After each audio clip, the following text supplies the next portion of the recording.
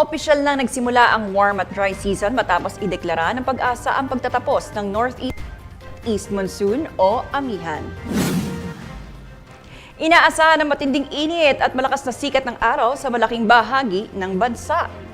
Umabot na sa 40 degrees centigrade ang temperatura sa Dagupan, Pangasinan. 39 naman sa Cotabato City, 38 sa Dumangas, Iloilo at 37 degrees centigrade sa Puerto Princesa, Palawan, Catarman, Northern Samar at Zamboanga City. Ayon sa Pag-asa, posibleng tumaas pa hanggang 40.5 degrees centigrade sa Northern Luzon ngayong darating na Mayo. Ngunit kahit tag-init, asahan pa rin ang biglaang buhos ng ulan sa hapon o gabi sa ilang lugar.